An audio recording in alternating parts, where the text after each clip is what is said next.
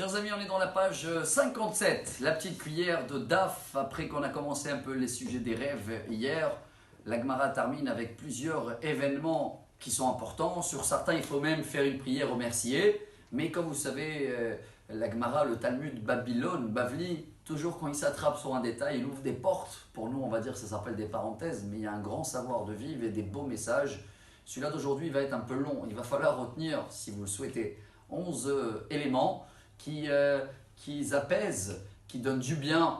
Et on va commencer par les deux premiers. Alors il y a deux catégories en hébreu, ça s'appelle Shlosha Dvarim Marhivin Da'ato Shel Adam ve Shlosha Dvarim Meshivin Da'ato Shel Adam. Il y a trois événements qui nourrissent notre âme. Le premier, c'est la vue, quand on voit quelque chose de beau, un beau paysage. Le deuxième, c'est la voix, une belle voix agréable. Et le troisième, c'est une bonne odeur, comme on fait tous les samedis soirs. Tout ça, ça nous apaise. La Gemara continue.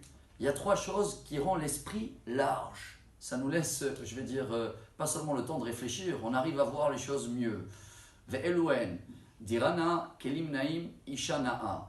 Beau appartement, ou plus large. Ah, d'un coup, on arrive à réfléchir. Shah, kelim naim, des beaux ustensiles, comme on va voir dans la page de demain, 58, qu'il y a même des brachot à faire. On va faire chez Ariano, quelqu'un qui a acheté une nouvelle voiture, une nouvelle maison, un nouveau vêtement, etc. Et le troisième, quand quelqu'un, le couple, la femme elle est belle, ou la femme elle a un mari qui est beau, ou bien habillé, tout ça, ça rend l'esprit large.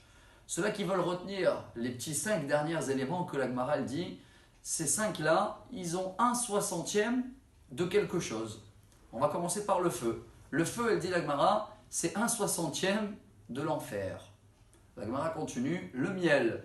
Le miel, 1/60 de la manne qu'on a reçue dans le désert. Celui-là qui mange de miel, il a un petit 1/60. Shabbat, c'est 1/60 du monde futur, du Olam Haba, du paradis.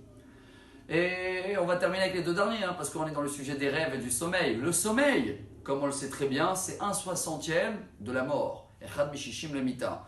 Pour cela, on fait le Kirat Shema avant d'aller dormir, comme vous avez dû déjà attendu et lu, que tout est à la base de chiffre 60 dans le schéma. Avant d'aller dormir, on dit Hine mitato shel Shlomo shishim giborim. Hine, c'est valeur numérique 60.